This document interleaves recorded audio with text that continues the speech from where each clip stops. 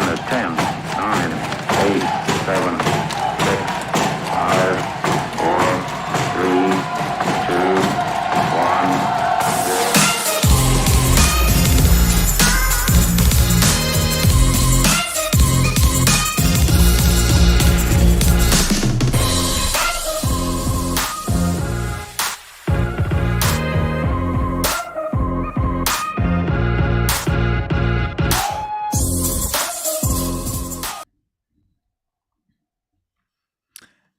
Yo! Hello, ladies and gentlemen. Welcome. This is a special trade deadline edition of the Objective Basketball Podcast. It's a fun one. There's a lot of trades. There's trades going down as I'm speaking to you right now. It's wild. It's wild to consider. First of all, before we get started, before we even consider anything else, happy birthday, Miss Lauren Gunn. Thank you very much. An exceptional day. I also hope that your Mavericks give you a decent enough birthday present. We will get to that in a sec. But there have been a lot of trades, a lot of movement. Even right now, as we're speaking, there are some trades going down. Saddiq Bey headed to the Atlanta Hawks in exchange for, and we got a little bit of more details of that. The Hawks are trading Justin Holiday, Frank Kaminsky to Houston for Garrison Matthews and Bruno Fernando. So that is actually a different deal that we're talking about, which is great. I would say, Lauren, the funniest part about this whole situation is the tweets that go out, right? Mm-hmm. Because you never get clarity in just one tweet about what's happening. You get bits and pieces of information, which is just hard because makes our life a little bit harder to digest. But at the end of the day, there are a lot of deals that we got to get through. I think one that we can kind of start with is something that just happened right now that we got to talk about, which is Bones Hyland moving to the Los Angeles Clippers, which is a big bet on Bones, but we'll get to that in a sec. Think you know what way it's going to go. Make your bet at Sports Interaction. As much as we love hockey, we're looking forward to one of the biggest days in sports, Super Bowl 57, and Sports Interaction has you covered pre-game, in-game, and prop bets. Want to bet? Head to sportsinteraction.com/SDPN, or in Ontario, download the app using the QR code on your screen. 19 plus, please play responsibly. So yes, the Clippers are making a bet on Bones Hyland. They're sending 2 second-round picks to the Nuggets in order to acquire Bones.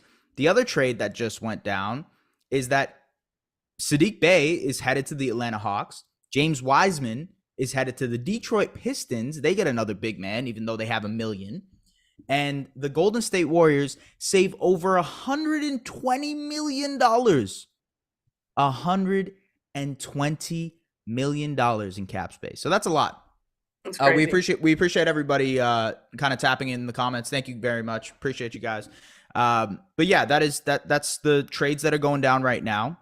And I think a lot of people in the comments are probably looking forward to us talking about some of the bigger trades that have went down. Mm-hmm. Lauren, I want to get your thoughts on just the whole trade deadline initially before we get into some of the bigger deals. God, I mean, it's madness. I love how it's okay. The day has started. We're all just kind of sitting around, and then it's like bam, bam, bam, bam, bam. Justin Jackson, Mike Muscala, and you're like, okay, this is not what I'm here for. You're waiting for something like the Bones Hyland, the Saddiq Bey. I mean, we're waiting, and it's delivering. But I said to you, the second round pick in the NBA, not worthless. This deadline and many moves in I guess the past, we're just continuing to see that these second round picks are not for nothing. So if your team is somebody that has gotten a slew of second round picks, whether it's the Nets with Jay Crowder or whoever, they're not for nothing. So I am intrigued to see who flips, who keeps it going. I think the Pistons I don't think they're done yet. And we're just gonna have to see.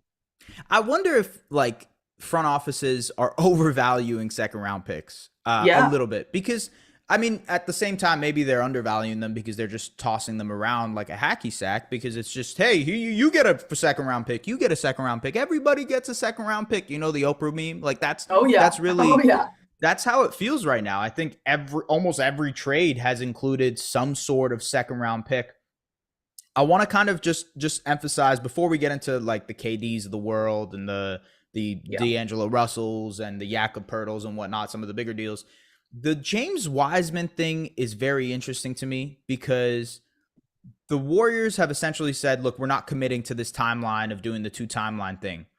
And on top of that, you giving up on a second round, a number 2 overall pick, right?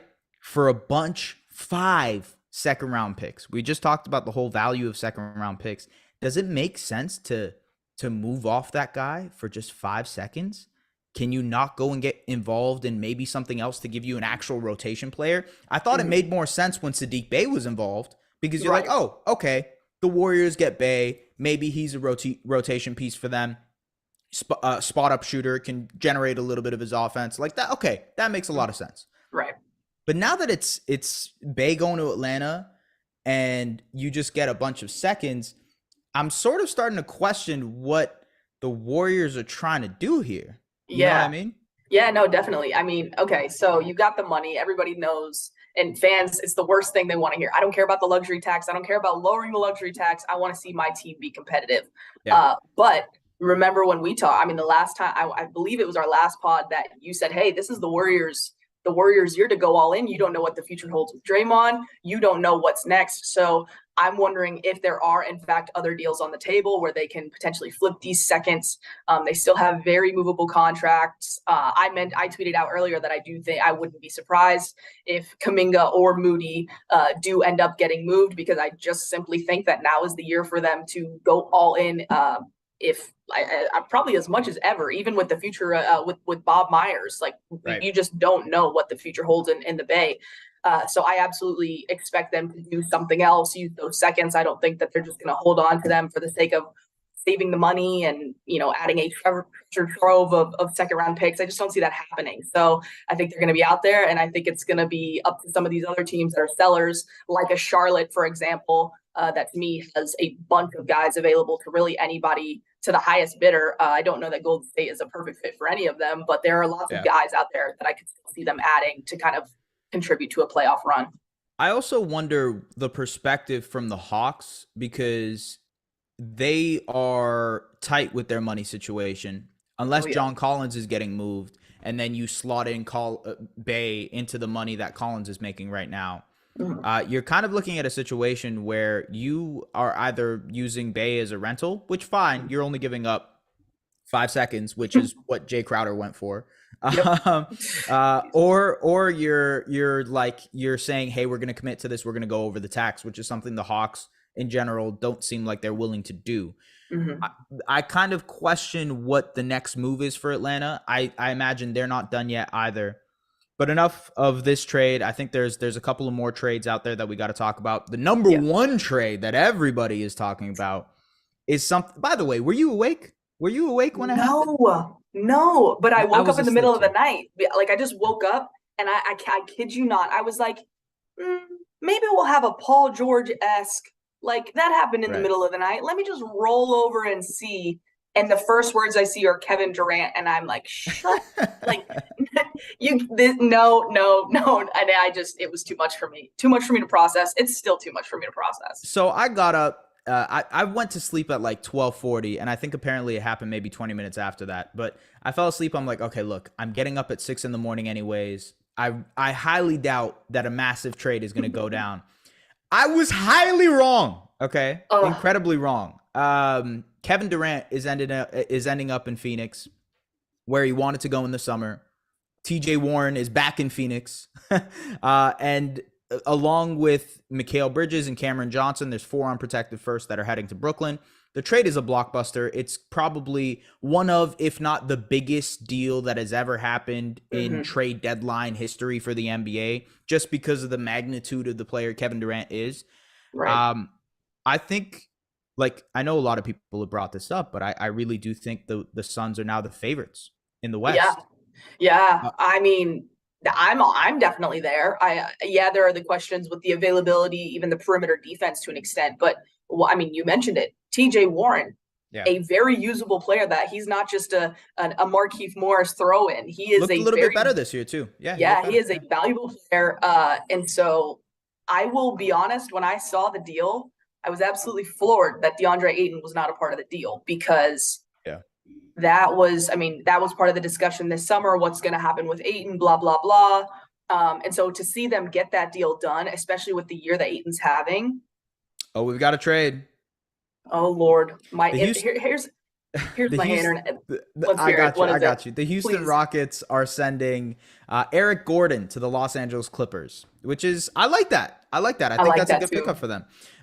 He is a shooter, obviously a veteran presence. He is also, by the way, has been desperately looking to get out of Houston, clearly from the quotes and everything that have come. So Eric Gordon back in Los Angeles, where it all started for him, by the way. Oh my God. For people who don't remember, Eric Gordon was initially the package that ended up being, I believe, Chris Paul. Yeah, so they ended up trading Chris Paul from the Hornets way back when for Eric Gordon, and the package was supposed to be Eric Gordon. So he's free at last. Eric Gordon can play for a contender.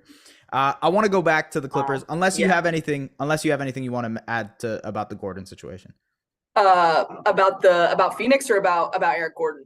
Just Gordon, anything. Just Eric Gordon. No, I think it's a good pickup. I'm going to be interested to see how it affects their cap situation, and also who's going back. But I think for Houston, there's not too much to add. I think Houston is just pretty much pursuing all avenues right now. Let's just say that. Yeah, exactly. Yeah, they're moving stuff. And look, I think it was bound for Eric Gordon to be there. So Eric Gordon, Bones Highland, the Clippers are clearly active. Apparently it's a multi-team deal, so we'll see who else gets involved in this. Maybe it's a part of the other package, the Houston-Atlanta trade that just went down as we started this thing. So we'll see what happens there. I'll keep you guys updated, folks. But the Kevin Durant deal, obviously it was league shaking. There's still questions about how the Suns look. I think depth is an issue with that team right now. They gutted a lot of their wing depth. The defense, there's going to be some outlying questions with this Suns team. But that doesn't mean that, they have the opportunity to improve this team for the next couple of seasons. Kevin Durant is under contract until 2026. And I get the whole age thing with Chris Paul and Durant. But at the same time, half of Paul's contract is unguaranteed after this season. So you can potentially move him. And I think the other side of that is, it looks like there's another trade that went down. The Los Angeles Clippers are sending Luke Kennard to the Memphis Grizzlies. So Kennard is headed to the Memphis Grizzlies, which is interesting. Maybe that Memphis about to get some draft assets and flip for OG Anunoby. You know what? The OG stuff is we'll get to it, folks. I promise y'all we'll get to it. But the Kevin Durant, I think, look, it makes them a contender almost immediately. I think in terms of top fours in the NBA, a combination of Ayton, Booker, Durant, and Chris Paul is up there with some of the best. If not maybe the best. So I really, really like that. The core nucleus that they have. And look, Kevin Durant, before he got hurt this season, was an MVP caliber player. I think obviously the Jokic's and the Embiids of the world have lapped him now, but he was playing phenomenal basketball. So, let's see what it is. The Houston Rockets are acquiring John Wall in a 3-team deal with the Grizzlies and Clippers. Wall is back. I can't believe that. I truly can't. After the interview too, that is absolutely hilarious. God, I can't believe that. I'm waiting on the rest of those details, because what do you think is going to happen there? A pretty quick buyout, or what are we thinking? Yeah, I assume it'll be a buyout. I think so too. Which I do want to touch on that briefly. What do we think is going to happen with John Wall? Do we think that, what teams on the buyout market are going to go for that? What team needs a guard right now? I guess so. But I think it's weird to me looking at the John Wall situation and the Russell Westbrook situation. I think Russell Westbrook is more of a contributor now than John Wall is, but at the same time, they're both players that command a little bit of gravitas. They have this appeal to them. So it's more than just signing another minimum player. You're signing a guy with tons of history who is going to have a lot of eyeballs on him. And I'm curious to see like what that ends up being, what team ends up going for him. I could see maybe the Orlando Magic want a guy like another point guard to throw into their rotation. I don't know. I really don't know where John Wall ends up. It was cool to see him be selected by the Clippers, you know, kind of picked up and said, maybe this is a guy. Oh, sorry, folks. We're going to keep getting interrupted here a lot. No, I love it because the Grizzlies are sending Danny Green to Houston in the deal. That's what I was wondering if that was going to be in the cards, because in my mind with this OG potential situation, I'm like, well, at least the Raptors aren't getting OG. Think that. But this swap is kind of making me feel like, yeah, I'm curious to see what happens here, like what the swap is, because maybe Luke Kennard is a guy that they like, the Raptors like, is what I'm saying. Yeah, that's interesting. So Luke Kennard is in Memphis now. Yeah. Yeah, I see that. Yeah, I mean, I'm having trouble reconciling him being there long term. So the Clippers are sending Luke Kennard to the Grizzlies, who are sending 3 second-round picks again to the Los Angeles Clippers. Okay, sure. Jesus, let's keep and there's the John Wall, who they plan to waive, which breaking news, I'm sure. Yeah, I do. You know what? Like, speaking of feeling bad and the whole John Wall situation, I genuinely feel bad for Russell Westbrook. I understand that it wasn't a great fit in Los Angeles, and I really, you know, it went the worst way possible. But the quotes that are coming out, him being the vampire in the locker room, pretty much all of it being pit on Russ, him being the essential scapegoat for that Lakers situation and what happened, I think that's unfair. I think there's a lot of reasons why the reason Russell Westbrook ended up on the roster in the first place was because LeBron James wanted to trade for Russell Westbrook. So it's tough for me to say that, oh, yes, it's because of Russ and whatnot. It's like you knew what you were getting yourself into when you traded for Russell Westbrook. This is the type of player he is. And I think that goes as sort of a warning, if you will, for teams that are looking to sign him now. You know the baggage that comes with a guy like Russell Westbrook. That's why I don't think it makes sense for the Clippers to go out and get Westbrook. And obviously, I don't think they will now that they've acquired Bones Highland. But it never made sense for a contender to go out and get him. I think a team like, let's say for example, like Charlotte right now. I think Charlotte is a team that makes a lot of sense. You get him in a veteran situation where he can be a vet, where he can play beside a LaMelo Ball, just do what he wants, free reign. There's no high stakes. I think that's where Russell Westbrook is at this point. And it's sad. It's sad to consider that.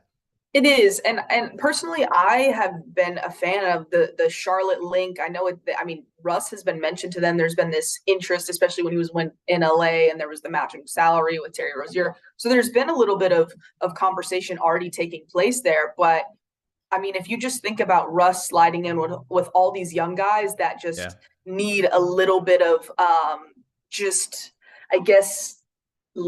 a vet, a guy that has experience. I think it's interesting and I like it. I know that there's the Miami connection. I think the Kyle Lowry, where he fits into there, could be interesting. But I'm so sorry. There's another trade. Go for it. I'm seeing it. Go for it. I see it. So the Los Angeles Lakers are trading Patrick Beverley to the Orlando Magic for center Mo Bamba. So there goes our Russell Westbrook to Orlando thing that I just brought up. But I will say I really like Mo Bamba to the Lakers. I do too. I actually really like that deal. And Pat Bev is gone now, out of reach. I imagine some second round picks are maybe moving their direction, the Magic's direction. We'll see what happens. Okay, look, we talked about KD. I want to talk about the Raptors situation a little bit because there seems to be some points of contention against me. People were fighting, say, hey, we got to see until the next shoe drops.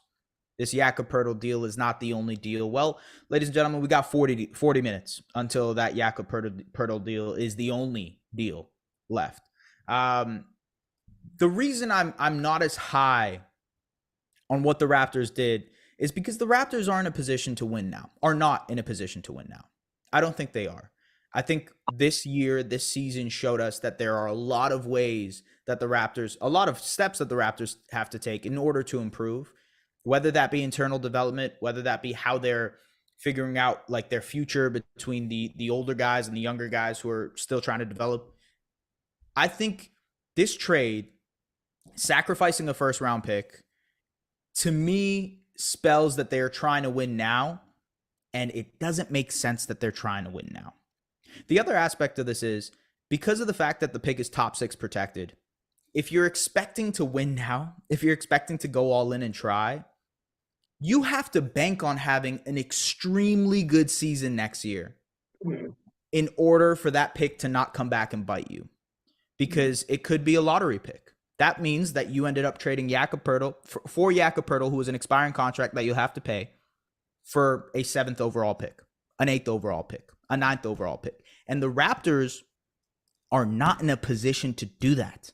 Yeah. They have to be acquiring. We've said it on the podcast so many times, but they have to be acquiring young players. They have to be acquiring draft assets. Instead, they gave up draft assets in order to acquire this player who's 27, which means they want to compete right now.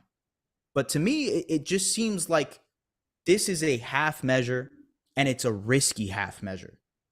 Because if you end up giving a lottery pick, that kind of changes your outlook on how this whole let's build around Scotty Barnes and develop young guys and whatnot works. The Raptors, they're just not in a position to be able to go ahead and give up first round picks.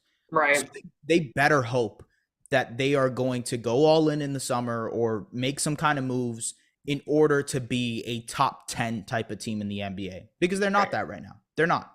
So yeah, I don't get it from that point. I get it that they got a center. They've been desperate for a center. They've looked for the last 3 years to find the center, and they got him. They finally got him. He's going to be their guy for the next 5 years, right? Mm-hmm. But I'm just saying, maybe that wasn't the move. Yeah. That's it. It's tough because on one hand, I'm like, when I first saw it, it just, my reaction, it wasn't, and not even really a reaction, but it just reminded me of Rick Carlisle and the Pacers wanting Tyrese Halliburton to have a big with, or just somebody to go out there and be competitive with. And I was like, I can see the Raptors saying, hey, whether they move on from Fred VanVleet, OG, Gary, Pascal, even anyone, whether they're there or not. I think that having a big, on one hand, I'm like, is he enough to really change their trajectory and really to be competitive right now? And I'm with you. I think giving up the draft compensation, I don't like that. And personally, I kind of think that you could have even gotten him for less, or that he would have been available for less at some point, whether it be a sign and trade deal or whatever the case may be. But for Toronto specifically to give up, the draft asset to bring him in, it isn't really consistent with the logic and the thinking of where they're trying to go.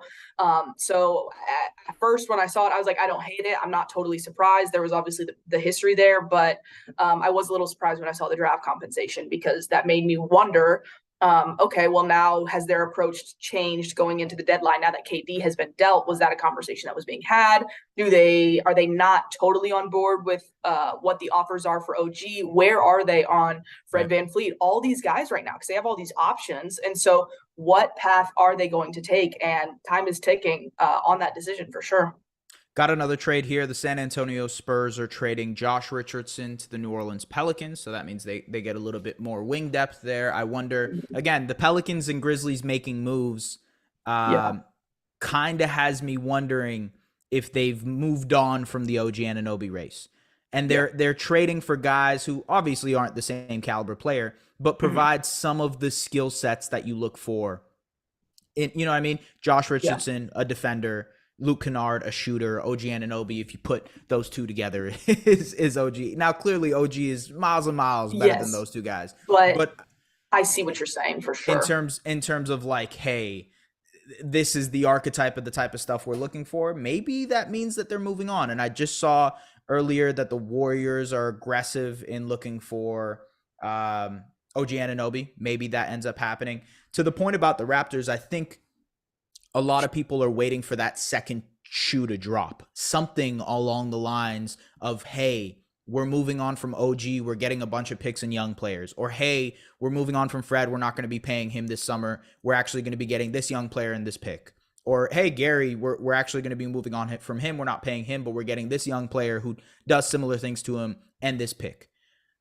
If that shoe doesn't drop, I have an insane amount of questions when it comes to the Raptors and what they're planning to do this summer. Because going into June, or July with 3 major unrestricted free agents in a Jakob Poeltl, in a Fred VanVleet, and a Gary Trent Jr., you are leaving yourself exposed to loss, to just letting them walk for no reason. So there's I have a lot of questions, and maybe we'll be able to address those if a trade goes down in the next 30 minutes, folks. There are 34 minutes until the trade deadline. Should be fun to see what goes down here. Just to kind of reiterate what happened with the Pelicans trade, they are sending Devontae Graham and 4 second-round picks to San Antonio. This is obviously a way to get off Devontae Graham's contract, which was kind of, it wasn't a great contract. Yeah, I gotta say, I mean, yeah, the years, the double digits, whatever, but 4 seconds to move off of that to a rebuilding team, I don't know. I don't get it. Yeah. To me, that's like, I could be wrong. Clearly I'm wrong, but like 4 seconds to move off of somebody who they're going to ultimately probably flip. These are starting to become like that's why I have no idea 2K trades, How do oh my God, literally. How do I value a second round pick right now? Is it getting me City Play, or is it helping me move off somebody? Exactly. It's not even on that bad of a contract. You're totally right, because to me it's like, what is the value of a second round pick for you? I guess it depends on the team, how much you believe in the team, but at the same time it's like they are just throwing around second round picks for nothing, for absolutely nothing. Sorry. Oh, yeah. Okay. Well, let's talk about the Lakers a little bit here, because we touched on them with the Mo Bamba deal. I think it's important to mention everything that they've done at this deadline, which is pretty crucial. I think they've shaken up things in a really, really major way. There is the big deal, but they made a smaller deal today, obviously getting Bamba for Patrick Beverley. They send Thomas Bryant to Denver for Devon Reed and 3 second-round picks. That's a good deal. That gets them a little bit of money and a couple second-round picks that ended up helping them acquire Mo Bamba. And then the bigger trade that happened yesterday, which was, let me pull it up just to make sure the details are all right. The Lakers received D'Angelo Russell, Jared Vanderbilt, Malik Beasley. They send out Russell Westbrook, a top 4 protected 2027 first-round pick to the Utah Jazz. The Jazz send Mike Conley to the Timberwolves along with Nickeil Alexander-Walker, Canadian guy. And the Lakers also send 3 second-round picks to the Timberwolves to facilitate the deal.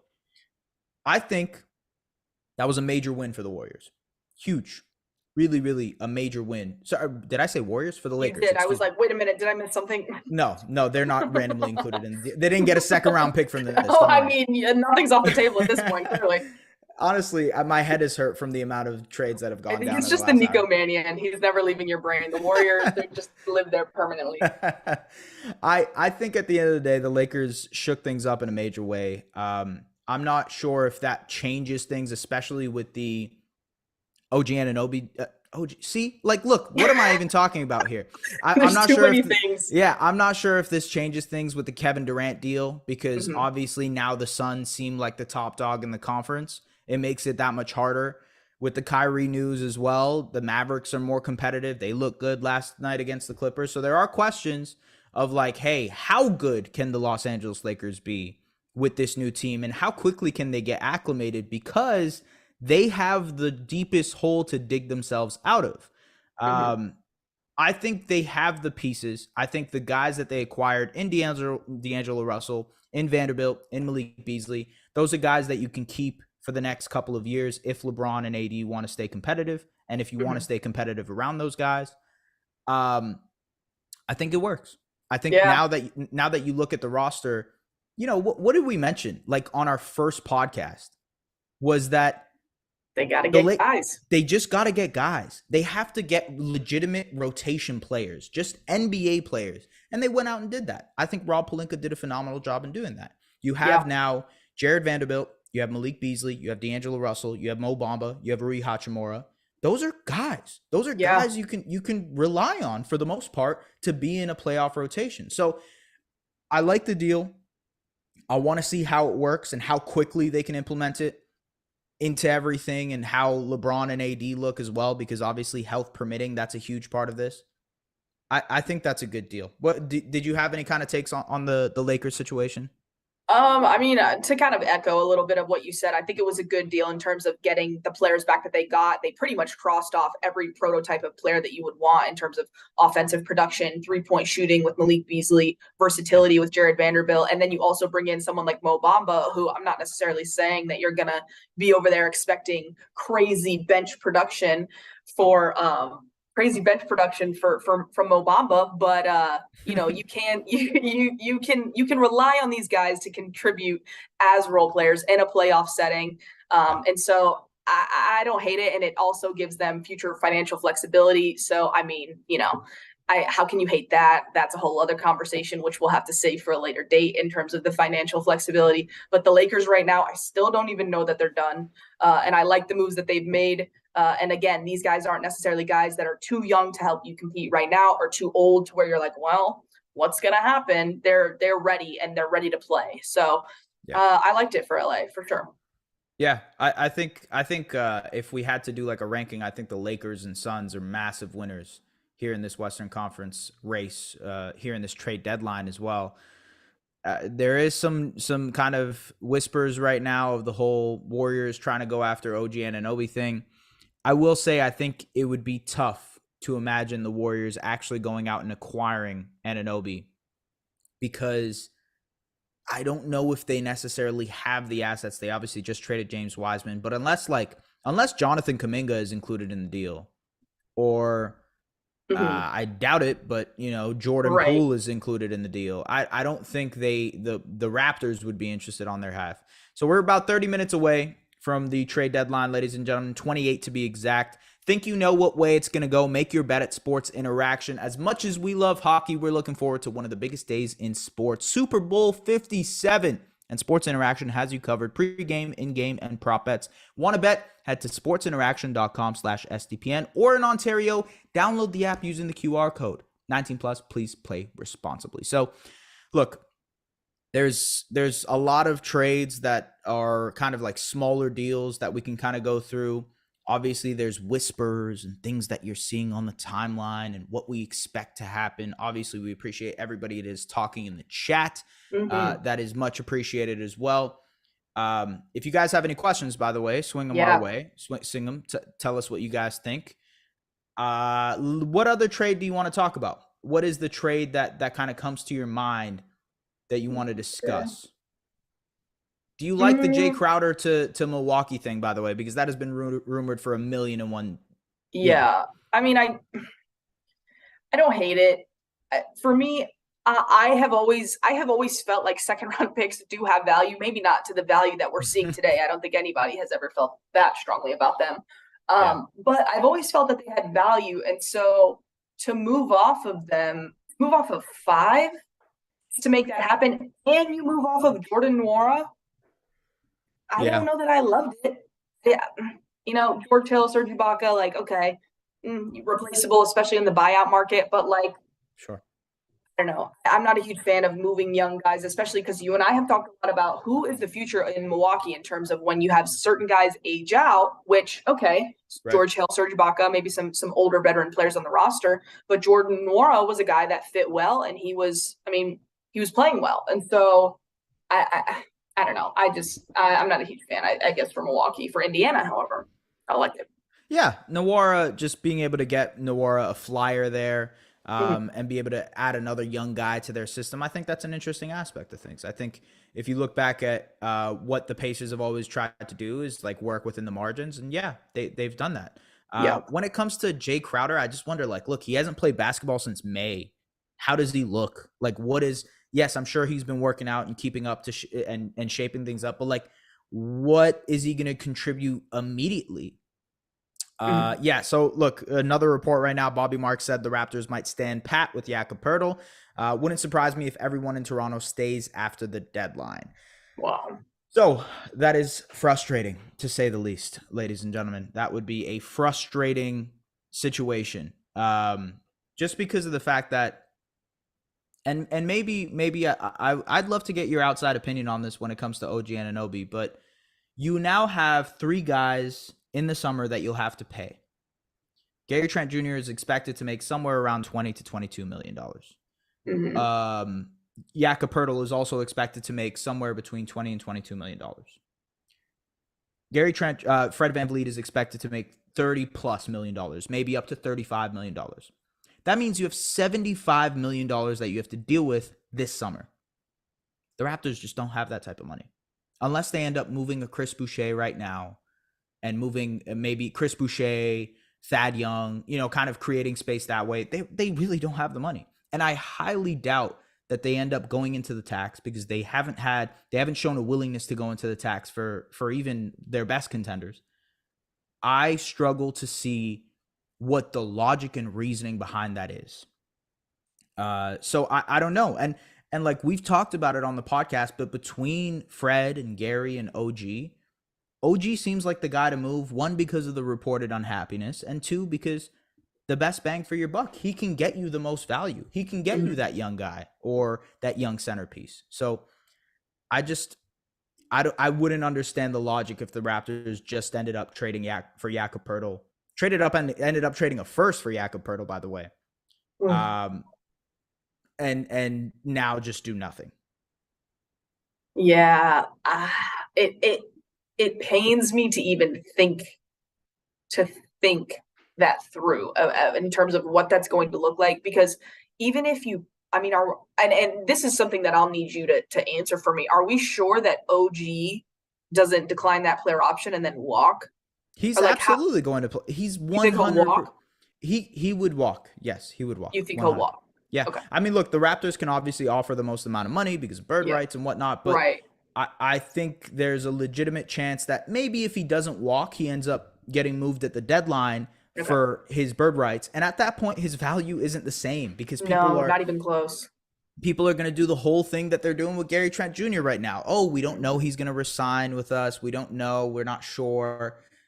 And I think that's a bad risk. That's just a bad gamble to make. This is a guy who has voiced dissatisfaction. There have been numerous reports of his unhappiness. And to be able to go ahead and say, yeah, we're gonna just roll the dice here and see what we can do, I don't think that makes a lot of sense. Now, if you were to tell me there was going to be a structural shift in what the Raptors end up doing, let's say they end up moving Fred and Gary, and now there's more touches for OG, there's more opportunities for Anunoby, then I would say, okay, maybe things have changed. Maybe they are actually going to be investing in OG a little bit more. But until that point, nothing really. Yeah, I mean, and there was that, not to like backtrack, but there was the report that said that OG wanted a bigger role, whether that be in Toronto or elsewhere. I don't know that necessarily changes anything or what's reasonable to expect for the remainder of the season. I guess I want to kind of touch base with you.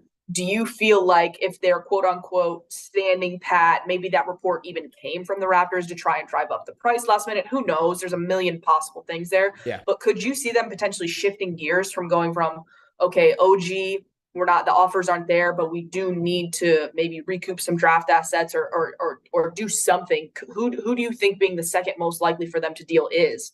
And with the Pelicans, the Grizzlies, some of these teams already making trades, even the Clippers, do you think it's realistic or even possible at this point?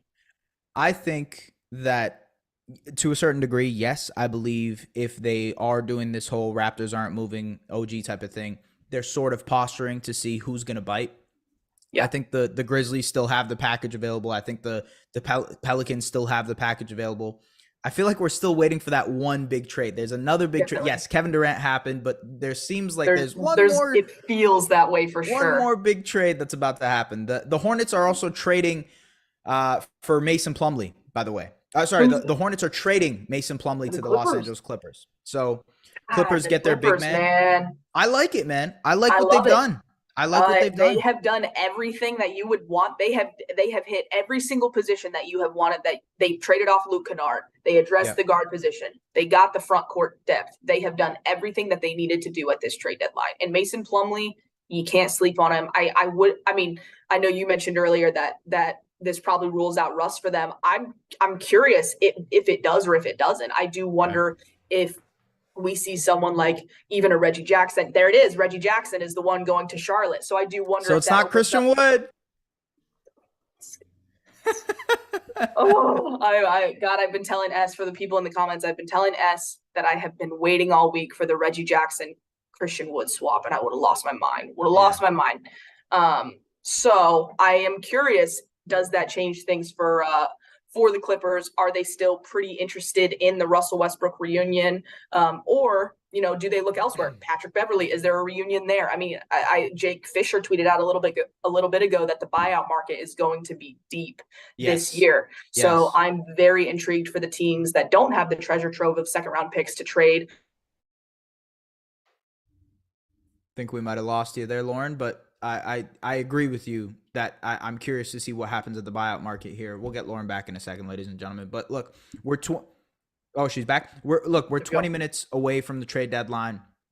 A lot of these discussions that we're talking about seem to be around the margins for some of these teams, but the ability for the Clippers to acquire Bones Highland, to acquire Eric Gordon, and to acquire Mason Plumlee, and all they give up is Reggie Jackson and a bunch of second round picks. That's a win. That's a huge win.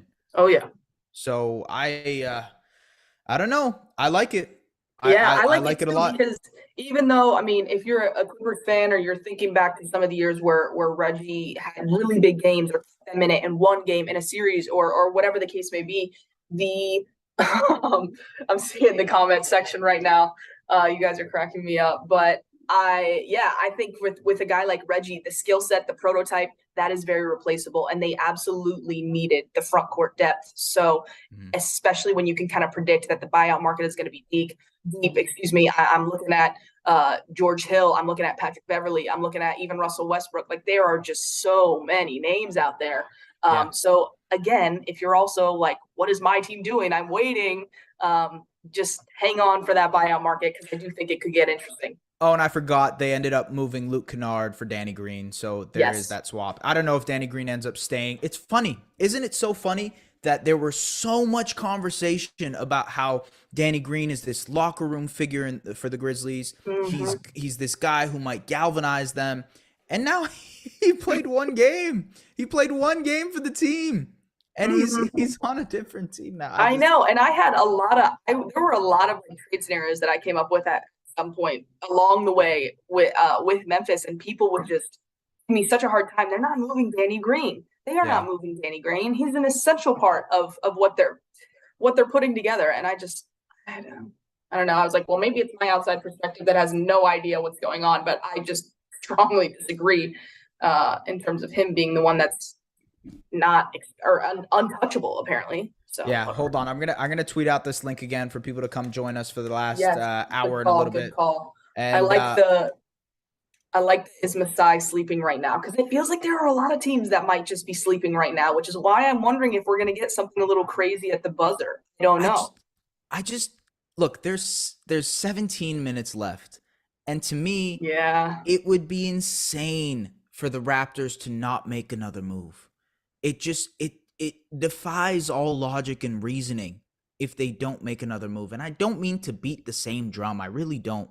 But hey, we're here for the trade deadline. I get to voice my opinion on this. And right now, if they're not making this type of deal, it has me questioning what direction this team is supposed to go in.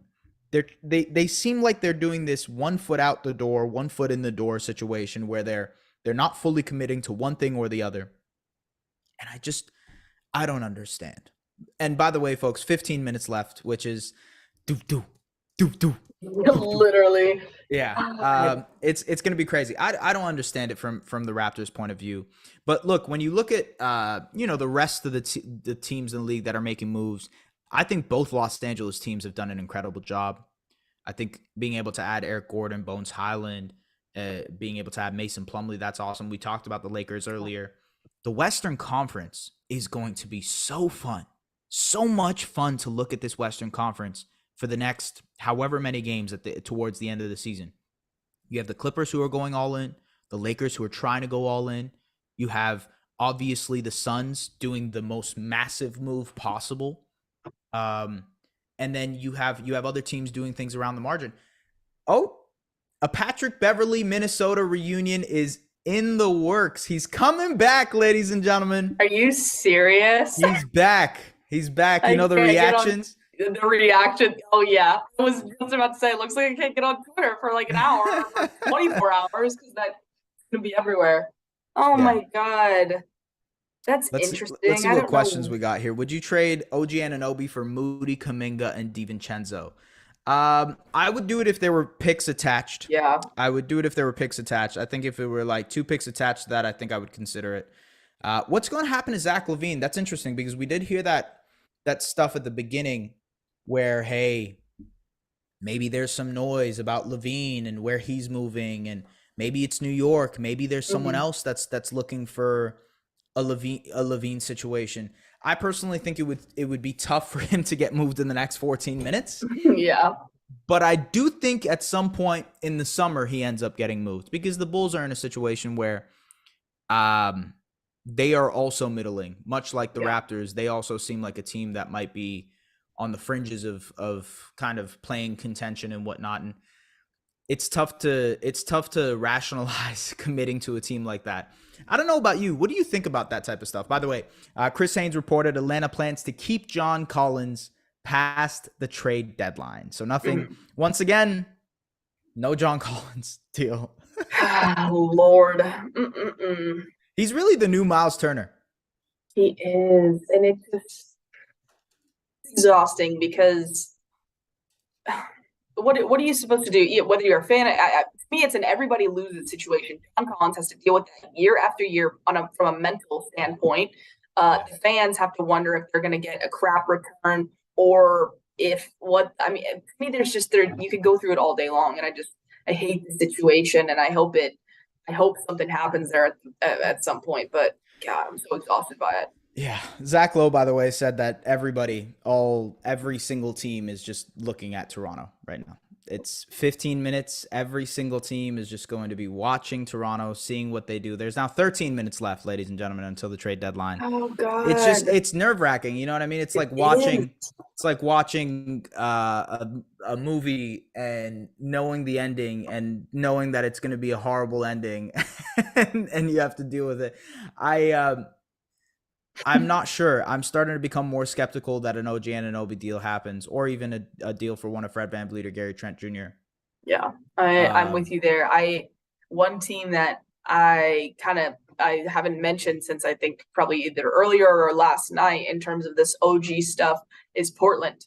And Portland has made a couple of deals. They've been a little bit smaller, but to me, the deals that they have made, bringing in Matisse, bringing in even Cam Reddish to somewhat of an extent, I do wonder if that opens things up for them to potentially make a bigger swing and move off one of these other young guys and right at the buzzer come in with this OG deal. That is something that I'm really curious about because I think that there could potentially be I don't know the whole draft compensation situation that Portland would potentially offer in that scenario, but the Jeremy Grant expiring deal, the Shaedon Sharpe, the Anthony Simons, for so long I was like, Anthony Simons is untouchable in Portland. They're not going to move him. He's so good.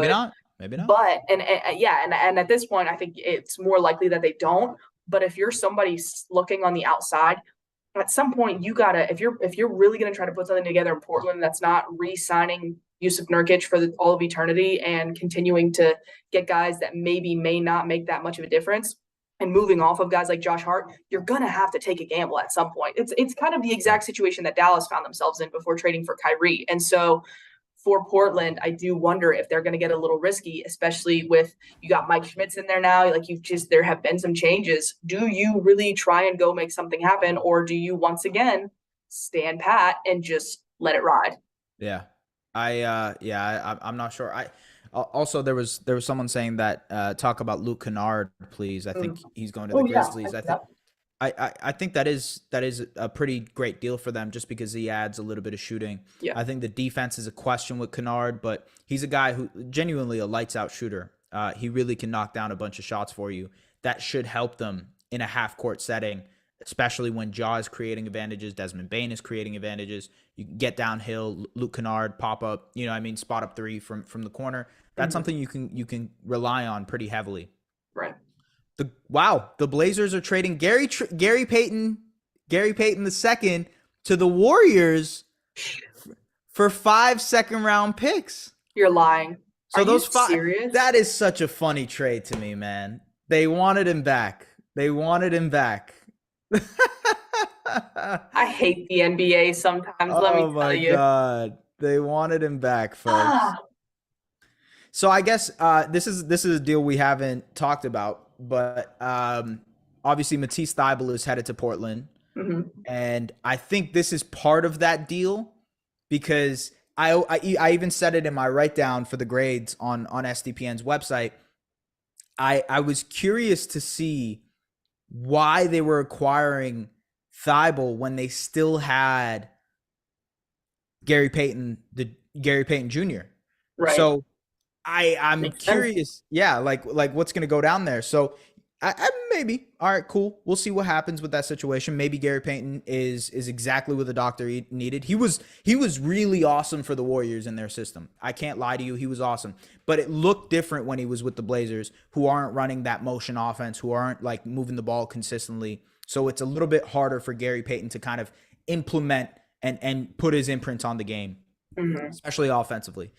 But for the Warriors to go ahead and flip the 5 seconds that they got, that's interesting. So essentially, now that I'm thinking about it, Lauren, they Mhm. essentially traded James Wiseman for Gary Payton II, which is a player that they had. Yeah, that's just I'm scratching my head on it a little bit. And I remember, I believe when they moved him back when they got, it was the same offseason that they got JaMychal Green, and I felt like or when they moved, they saved a bunch of money doing it, and now they have this full circle where they bring him back, and like you mentioned, the system fit. Yeah, That's great, but I kind of have to go back to Portland here, and because it looks like who is it? Kevin Knox is going to be headed to um, Blazers in the that deal Blazers with as the well. Yeah. Pistons. So once again, you've got Portland adding young guys, and I get maybe the fit with Gary Payton II wasn't exactly what they thought or what they signed up for, but Mm-hmm. you keep adding these young guys. What do you? And that's Cam Reddish, Kevin Knox. What on earth? You know what I mean? How are you explaining that to Damian Lillard? I just don't Right. understand. And so that's why I'm like, Portland's got to be doing something. Got to be doing something over there. I'm just, why are none of these teams trading for OG Anunoby is my question. Maybe. I really thought it was Gary Trent Jr. I was like, oh my God. Yeah, I know. I said Gary Trent immediately. I'm like, oh no. Yeah. I have no idea. So it's interesting to me. We have 7 minutes, ladies and gentlemen, 7 minutes until all anarchy breaks loose in Toronto. The sky, there's actually a lot of fog outside of my building right now. There's a lot of fog, which is sort of a pathetic fallacy, if you will, about how the Toronto Raptors are right now. It's a foggy situation. We can't see clear about what's going down. I'm really curious because Gary Payton II, back to the Warriors for a second. Yeah. He was pretty much injured the entire year for the Blazers. Right. He rehabbed in Portland and then essentially just came back. I think that's such a funny trade, especially when you consider the James Wiseman of it all, the 5 second-round picks of it all, the fact that Sadiq Bey was potentially there. I thought that's very interesting to me. Like Gary you would rather have, if you're the Warriors, would you rather have Gary Payton II or Sadiq Bey? I mean, at least you know what you're getting with Gary Payton II, but I absolutely think that there's a maybe a debate to be had there. Yeah, right. I mean, I think maybe defensively, yes, you would obviously want Gary Payton II, but Yeah. Bey just has a clearer upside as an offensive player and whatnot. I don't know, and he's younger, but And he produces now. So I mean, it's not like he would, especially in the Warrior with the spacing, it's not like he'd be a zero. right, So I yeah, just please that's give us interesting. something at the buzzer. Yeah, You and so I are look, not going to be doing well. I'm hearing it's, you know what, an interesting aspect of this also is that I haven't heard much from the Mavericks. No other movement. I'm assuming they're just going to stick with Kyrie for this little bit, and then so I guess they're keeping Christian Wood. Is that what it is? See, that's the shoe that I've been waiting to drop. I'm like, are they trying to swing for something bigger, like trying to make something work Right. that they can swing at the buzzer? But I just don't. To me, it feels like there's a disconnect for what they think that they can get with an expiring Christian Wood versus what teams are even willing to put up for that. And part of me also wondered. I was like, I could see something being there between Miami. I see a little bit of Miami chatter. But yeah, I was wondering if there might end up being something there with Miami, between Dallas and Miami, that would have maybe Kyle Lowry moving, Christian Wood and Tim Hardaway Jr. moving, maybe even Duncan Robinson. I mean, that would have been a pretty sizable, in terms of money being moved, contract. But I think there's an argument that between the buyout market and adding those two pieces in Miami, that would be a good deal for them. And then if you're Dallas, well, at the bare minimum, you have Kyle Lowry as Kyrie insurance, because you sure are going to need it. And then you move off of the Tim Hardaway Jr. contract. Yeah. So, and maybe even get, so I just, for Dallas, it's very hard for me to envision them doing nothing, especially with Tim Hardaway Jr., obviously not the easiest contract to move, but like, I mean, now you're banking on the buyout market. I don't know how far that's really going to get you, but we're getting Folks, so close. We are 4 minutes away from the trade deadline officially being over. There should be some serious questions about this Raptors front office if they don't end up making a trade in the next 4 minutes. I know it's crazy to say because, look, man, Masai Ujiri built a championship team. Bobby Webster helped him. There's a lot of goodwill there with that front office. There's a lot of leeway. There's a lot of benefit of the doubt, if you will. But the way that they've dealt with the last 3 seasons after winning that championship, and then the opportunity that had been here for seemingly a month, all the chatter was about the Raptors. Every single thing was, what will the Raptors do? What will the Raptors do? What will the Raptors do? It just doesn't seem like they are going to be committing to anything other than the Jakob Poeltl deal, which has been talked about for months, by the way. That was something that they could have done last year or in the summer. Mm-hmm. So there hasn't been anything new. And it's disappointing. That is very disappointing. I am surprised. That not one of these guys got moved into Toronto. Real quick, Mark Stein just tweeted Christian Wood is indeed staying put in Dallas. So there you go. You got your answer. Let's ride it out, play with Kyrie, sign the extension, because here, let me just touch on this real quick. Sure. And it's been talked about a little bit, but with Christian Wood, a big reason as to why I wanted to keep him past the deadline, don't get me wrong, I was all for moving him, because if you do move him, I actually think that they would have gotten something that would have been at least decent or even passed beyond this offseason.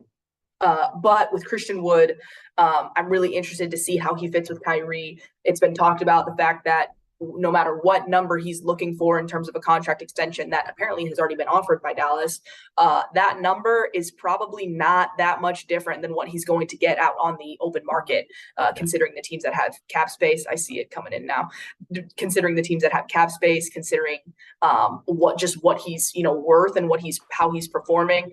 So personally, I think Dallas kind of just going in and filling in the gaps with potentially guys on the buyout market, because it looks like there's going to be so many of them. You got to think Dallas opts to go with one of them as opposed to McKinley Wright, AJ Lawson, Chris Silva, like some of these other guys on there. So I'm hoping that is enough to show Christian Wood that, hey, that you need to just to ride it out, and it's in your best interest, whether it's the 2 year, the 3 year, or the 4 year, it's in your best interest to stay. 1 minute away, ladies and gentlemen. 1 minute a day. And so, look, it seems like the Raptors are going to be staying put. Zach Lowe just said they're staying put. All done. Yeah, I'm not going to lie to you guys. That seems like a ridiculous move. I don't think they have all the options available to them in the summer that they might have had right now, especially when it comes to how they look. They've already given up a first-round pick in 2024. Personally, for me, it just doesn't make sense. The deadline's over, ladies and gentlemen. It's over. It's done. 3 p.m. It's crossed. Unless there's something that comes in at the buzzer right now. It's a last-minute deal, something that happens. It's over. And that means that the Toronto Raptors are not going to be making a move. They're not going to be trading OG Anunoby or Gary Trent Jr. or any of the guys. it seems as though Wow. the last month of topics and conversations and whatnot has amounted to nothing. And when you're looking at the Raptors, when you look at the way that this team has been constructed, it's really hard for me to consider this the right call, because they've made a win now move. They've given up another first round pick to add a center to the roster when they're dying for some guard depth as well. To me, it doesn't make sense. Is there anybody on the buyout market to address the guard depth that you can see them going for? Would you be interested in John Wall? Would you be interested in Russell Westbrook? Because those are the only guys that come to mind for me. I don't think there's Reggie Jackson. It's hard. Right. Yeah. I don't think there's much out there for the Raptors to do on the buyout market. I also think if a player is getting bought out, they want to get bought out and go to a contender, and the Raptors are not that. This to me feels strange. This to me feels like there is some kind of lapse in either judgment or situation, but it doesn't make sense. Do you, from your perspective, from an outsider's perspective, how do you see the Raptors situation right now? You know, it's confusing to say the least, because I was very high on the Raptors coming into this year. I was like, man, a lot of their guys are just going to take steps forward. I think Fred likes being there. I think they're going to pay him. So to me, they seem very solid from the outside. And it's not that they don't seem solid now, but as we got closer and closer to February, it was like, okay, the Raptors are clearly about to cash out at the trade deadline. And that's just in fact, the opposite of what ended up happening. And so for Toronto, I look at them now and I'm like, okay, well, I was personally on the fence of whether or not Gary Trent Jr. was going to be there long term or if he was going to get moved. I think I even said on one of our shows that if anyone is getting moved from Toronto, it's Gary Trent Jr. And then this was really before the OG stuff really started picking up.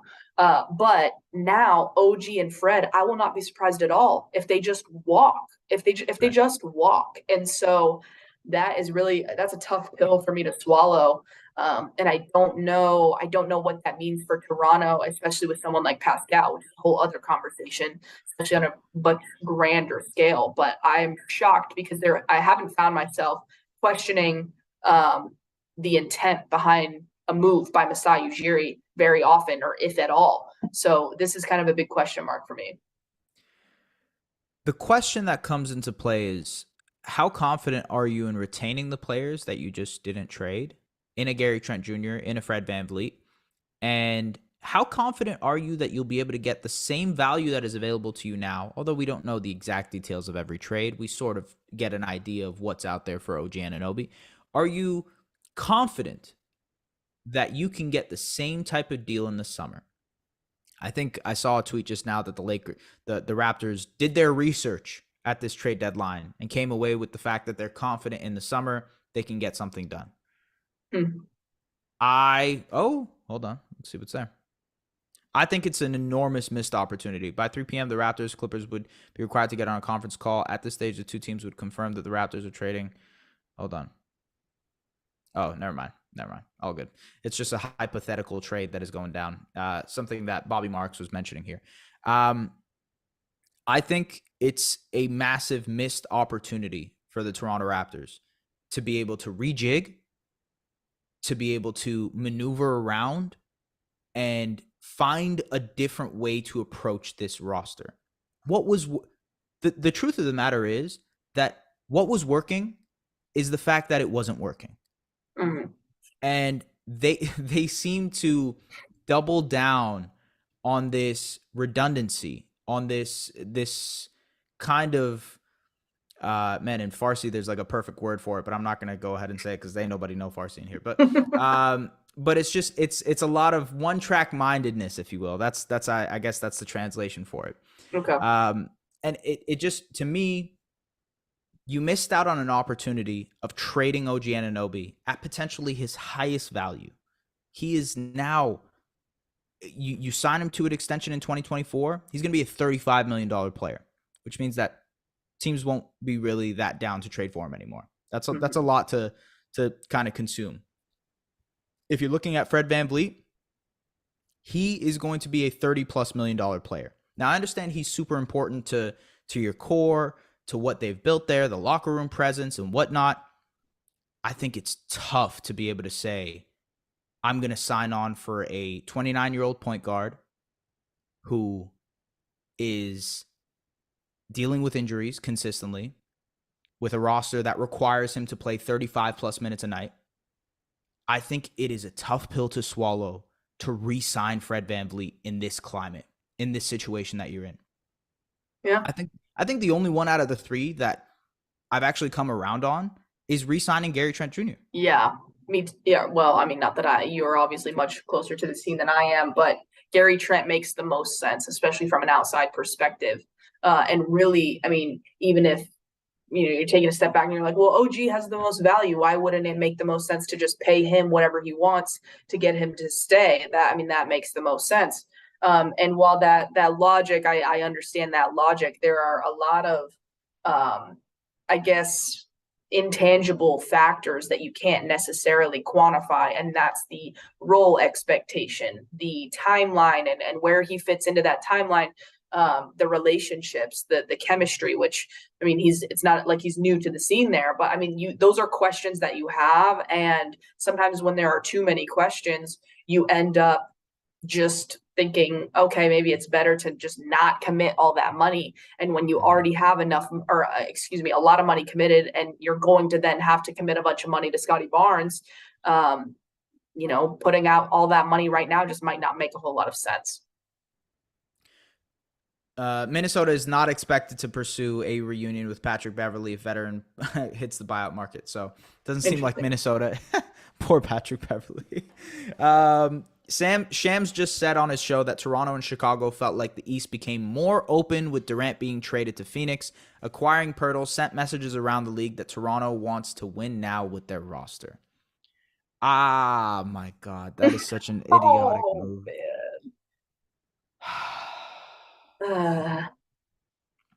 Look, I can't really understand that. I apologize for the people who might be here wanting to listen about another team. But really, truly, the Raptors were the center of attention, the bell at the ball for nearly, and Adrian Wojnarowski just tweeted that the Raptors never turned out to be sellers, adding Spurs center Jakob Poeltl on deadline day. They'll have to make some harder decisions in the offseason, but Masai Ujiri and Bobby Wester tested and learned about the value of several players. Yeah, so they use this as a bunch of research, if you will. Cool. I think that's ridiculous. I honestly, I will say this. I think there's a lot of people that would disagree with me in the Raptors fan base. When you look at the individual players, we've talked about this on the podcast, Lauren. Mm-hmm. How is it that a team of Pascal Siakam, OG Anunoby, Scotty Barnes, Gary Trent Jr., Fred VanVleet, Precious Achiuwa, and now Jakob Poeltl, how is that team not successful? Why is it that team has not been able to be as successful as it was last season when it was virtually the exact same roster?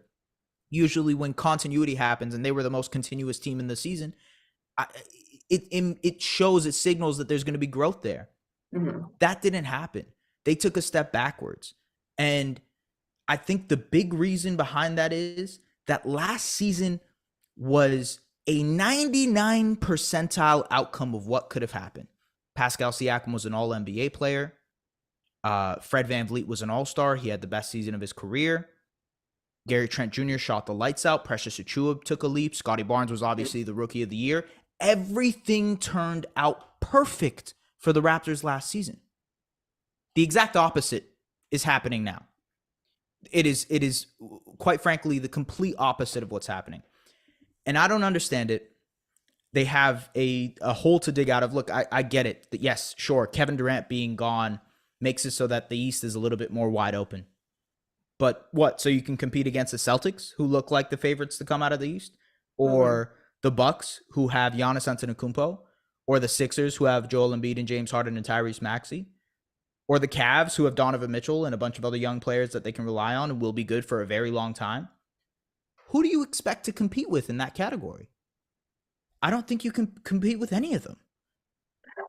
Yeah, I would be curious. I'm sorry, I'm being fatalist right now. I'm being very, you got to call it like you see it, which is why, and I had the same kind of tone with the Mavericks and when they made this Kyrie deal, But for Toronto, I mean, I'm curious to hear more from Masai. To me, we used this as research. I don't know if that might just be all we end up hearing on this.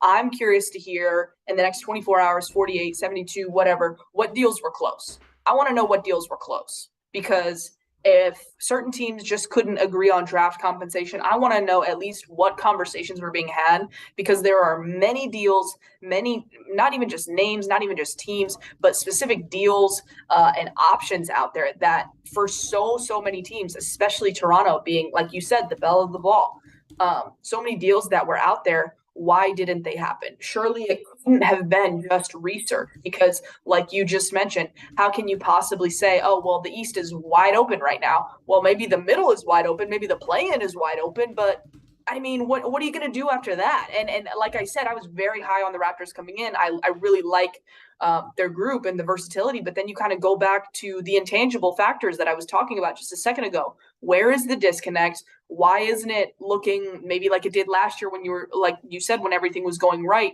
Where's the disconnect? You just can't ignore those factors when you now find yourself in a position to hopefully compete for the play-in, get out of the play-in, and then you're, like you said, faced with Boston, Philly, Cleveland, Milwaukee, like who knows? And so I'm having a big, really hard time understanding why research is the explanation, especially because in order to use that research that you supposedly just gained, I guess, you have to have those guys locked up to trade. They have to be on your books. They have to be good contracts. They have to be, maybe in their final year, depending on who it is and what the scenario is. And so for Toronto, even if they do re-sign all those guys and commit all the money, I just don't know that you're now given the age, the injury history, and where it will look towards the end of their contracts, or if it even gets there.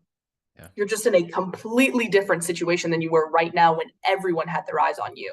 And that is what I'll be scratching my head on that one for a while. Well, it's because there seems to be, and look, I think there are a lot of ways that we can look at this and analyze and say, hey, the Raptors, they have a lot of good individual players.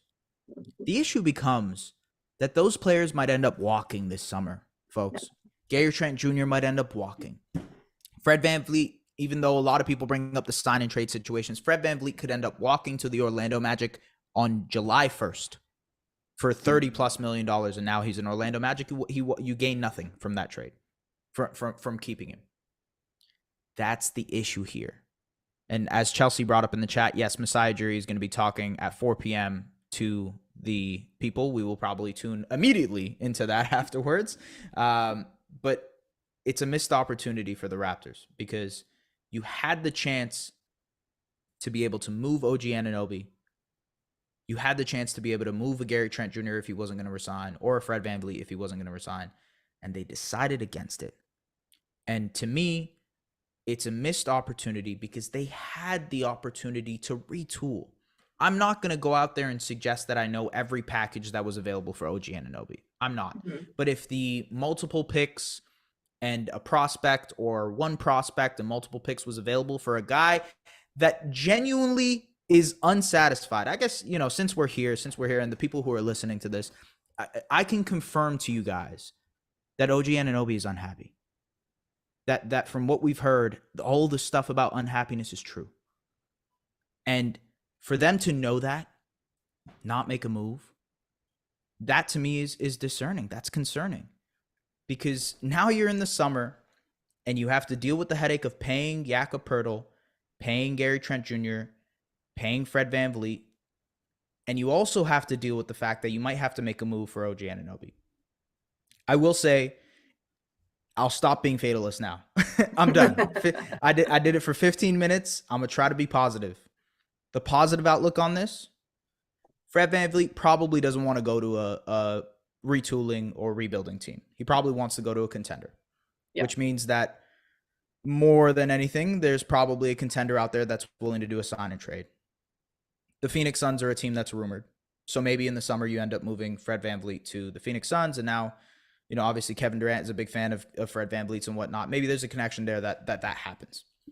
I I think when it comes to Gary Trent Jr., I imagine they re-sign him. I think Gary will be a priority this summer. I think because he's young, because he makes sense with his core, the shooting and whatnot, it makes sense for him to be re-signed. He's probably a priority. I imagine because they traded for Jakob Poeltl, he is also a priority. So that's $40 million in cap space right there, about $40 to $45 million in cap space consumed by those two players. If they end up moving Fred VanVleet. If they end up keeping Fred VanVleet, that's $75 million in cap space, along with the $35 to $40 million that Pascal Siakam makes, and then a Scotty Barnes extension, and then a Precious Achiuwa extension, and all of a sudden you're already a tax-paying team. Right. So I don't want to be fatalist, but I think that the way to approach this, if I were the Raptors in the summer, is you make a a draft night trade for OG Anunoby. You move up in the draft. You potentially can, let's say the Raptors end up anywhere between 10 and 16 in the draft. They can end up packaging 16 and OG Anunoby and maybe get to the 6, 7, 8 range. You know what I mean? Yeah, I like that. I think that's where Indiana could potentially come back into play. Yeah, I can see that. Depending on a lot of things, but yeah, they're gonna have no option but to really, really be aggressive going into the draft, because as soon as free agency is right around the corner, I mean, everything is wide open. You mentioned the Fred VanVleet sign and trade scenarios. I mean, I think that there are Phoenix. You got the Lakers if the Kyrie stuff doesn't go their way. Miami for a potential Kyle Lowry reunion. I mean, there are many teams out there who I think are going to be looking at this Fred VanVleet scenario. And so I am very curious going into draft night, or earlier rather than later in the offseason, what that looks like for or I shouldn't even say later in the offseason, long before free agency, because if it gets too close to that, I'm not feeling too confident if I'm Toronto. Yeah. I'll end up writing about this. I'll end up writing about what happens here, maybe making a video. But I just think it's a missed opportunity for the Raptors. It's generally, they had this situation where they could pivot and maybe move into a different direction, maybe provide some more clarity. But yeah, it is what it is at this point. Folks, let's talk about some of the other stuff that's happening around the NBA. Seems like there's a lot of movement, and I think to finish off the Raptors situation, there is always a bright side to things. At least that's the way I try to look at it. So maybe they do really believe in this team. Maybe they really believe in this core and what they have. Maybe they think they can make a playoff run, especially with Kevin Durant moving out of the Eastern Conference. Yeah, sure. We'll see what happens. We will see what happens with the Toronto Raptors. I'm sure there will be plenty of time to talk about it. We'll probably talk about it on our podcast as well. The Objective Basketball Podcast for y'all. You guys should tune in, tap in. Appreciate you guys who are listening right now. Thank you so much. Let's talk about the other teams. Let's talk about some other trades that are happening. Who do you want to talk about first? Because it seems like there was a lot of knick-knack trades, little tiny trades moving here around. What trade do you want to talk about right now? I want to talk about some of the Charlotte deals in terms of them moving off of Mason Plumlee, bringing in Reggie Jackson. Certainly seems like there's a lot to keep track of everything that just happened with Charlotte. So I'm going to do my best to pull it up here. Yep. Do you think? I think with Charlotte, I see you try to scramble and figure it out. Okay. No, with Charlotte, I think moving Jalen McDaniels to the Sixers is an interesting move. I'm sort of curious why that happened. Because it's not like they're tight on money. They can spend, they can keep their guys, and it's not like McDaniels was going to be extremely expensive to keep either. I'm kind of curious to see why they ended up moving him. Yeah, it's just it's a curious move for the Sixers. Although I think that's a pretty awesome deal. I think when you consider, he's a guy who provides length and versatility, a guy who can do a little bit of everything for you as on the defensive side of things. It makes me curious of so do the Sixers believe in this fully, or are they kind of preparing for some kind of shift at some point? Because McDaniels is young, Maxey is young, Embiid, I'm sure, can still make your team competitive. There is the whole Harden situation of, maybe he ends up leaving this summer, whatnot, going back to Houston. Maybe they end up trading Tobias Harris. I don't know. I think there's a lot of situations to assess when it comes to the Sixers, but I love what they did in adding McDaniels. Mm-hmm. Yeah, I mean, I love McDaniel's game. I think the length, versatility, I think it was a perfect addition for the 76ers, because what they didn't do is go out and spend draft assets or Matisse Thybulle or something significant to go out and address the front court depth. I think that they're going to have plenty of options on the buyout market, and I think they quickly recognized that, probably hearing some of the other things or deals that were going to go down or were going down. So for them, I think adding versatility was key. I think he's going to be a good fit in Philadelphia. And to me, they're going all in. I think that they feel confident with what they have. Joel Embiid sounds like he is bought in. He's ready to go. And I think that they do believe that they can take this thing the whole way, and that all the pieces are in play. Personally, I don't know that they're 100% in play yet until they get somebody to address the front court depth. Somebody that maybe there's a little bit more either experience or just a little bit more confidence in. I'm not totally sold on that right now, right. But I think Jalen, I've been doing that all day. Adding Jalen McDaniels is a good pickup, especially because, like you said, why would Charlotte move him? I don't get it, but he is young. He's going to continue to grow, and he's already shown proof that he can develop and expand his game in his time with Charlotte since entering the league. So I loved the pickup. I thought it was a really good move for Philadelphia for sure. I think there's with Philly and obviously Matisse Thybulle heading to Portland. We kind of already talked about that with the Gary Payton situation. I'm curious that there weren't any other big moves. I understand that Toronto was really the team that everybody was looking at. But I'm surprised there wasn't this, in all honesty, I'm surprised there wasn't this surprise team that just popped out of nowhere. I'm surprised Chicago didn't make any type of move to shake things up, to maybe add or subtract from that team. To me, it seems like there were a lot of missed opportunities at this deadline.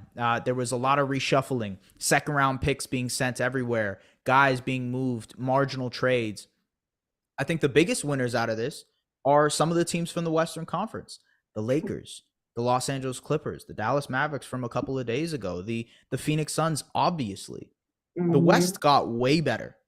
And it got better in a very tangible way. So I'm kind of curious to see how the Western Conference playoffs look. Maybe I'm kind of acting like a broken record right now because I mentioned that a little bit ago, but we've been doing this for an hour and a half, ladies and gentlemen. We're cooking at this point. We would love to get your questions, by the way. So if you guys are still in the YouTube comments talking to us, drop a question, see what we got. We'll take some for the next 20-ish minutes, and then we'll go from there. But it's gonna be interesting to see the buyout market, I will say. It is, yeah. I want to see what team is out there doing.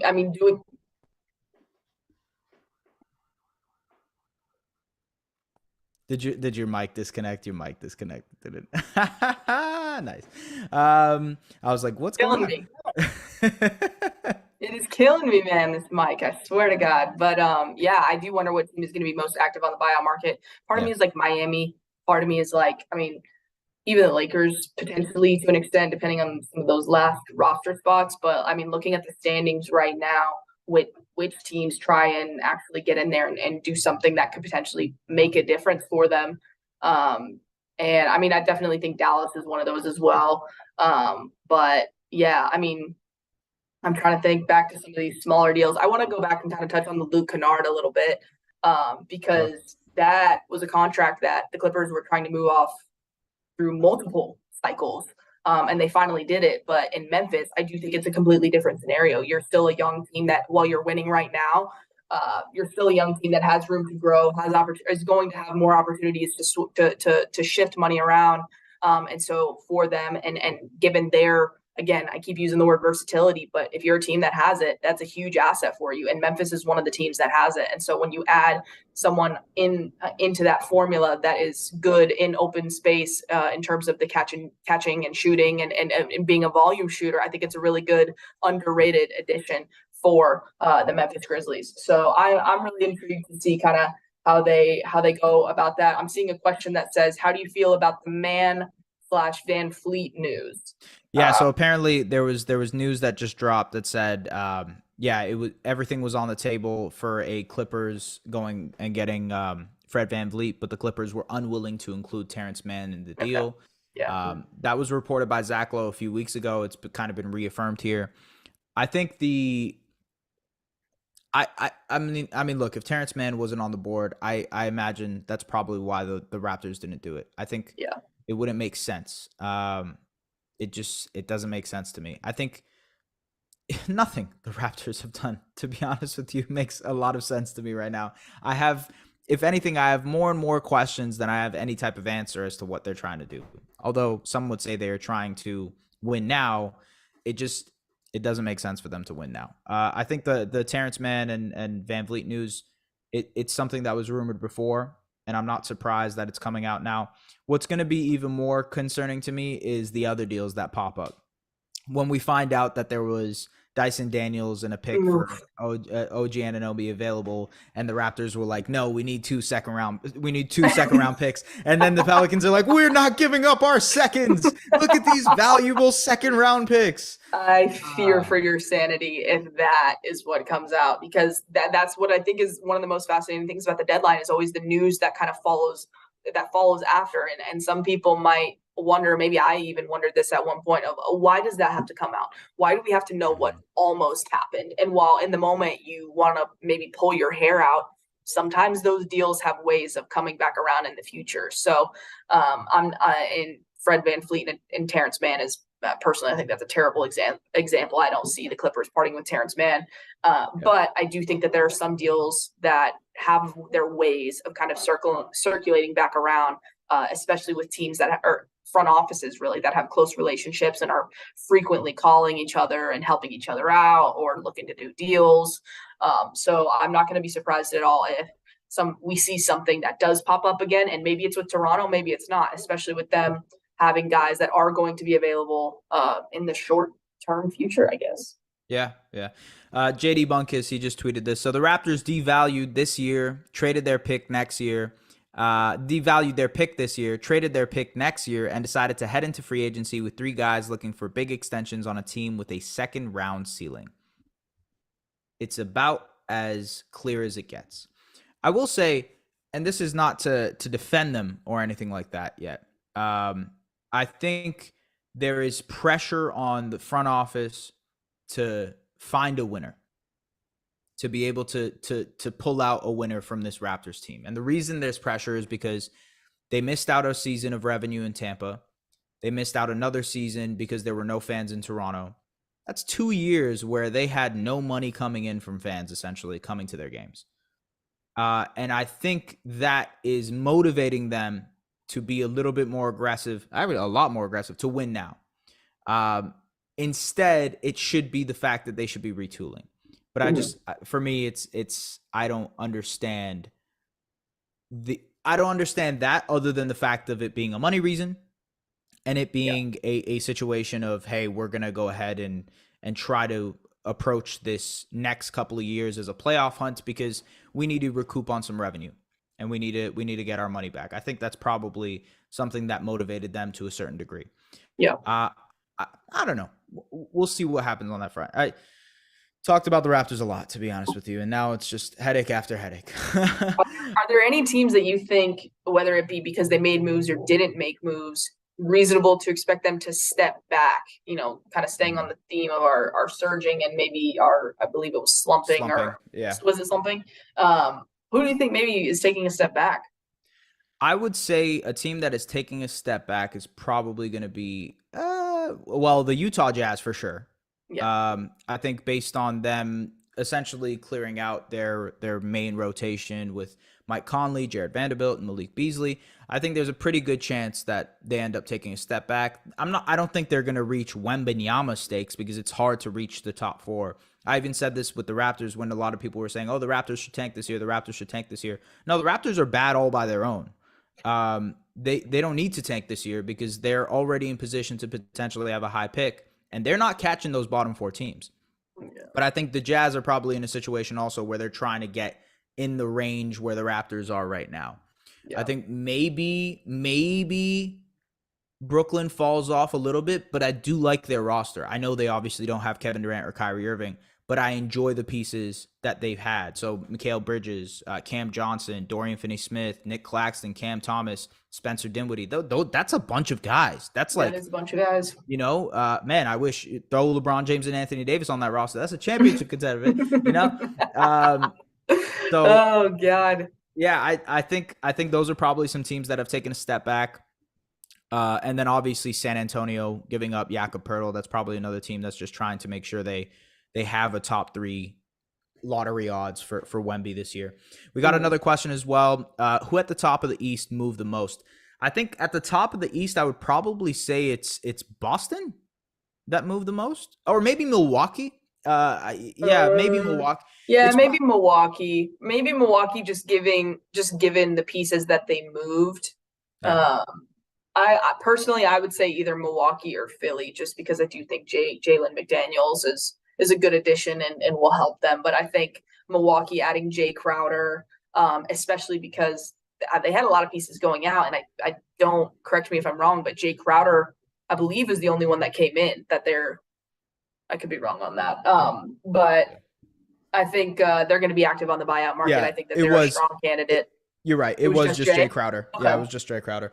Yeah, so I think that they're going to be very active on the buyout market, and you add in Jay and you take out some pieces that were maybe, I hate the word disposable, but nothing else was movable. Let's just say movable, I guess.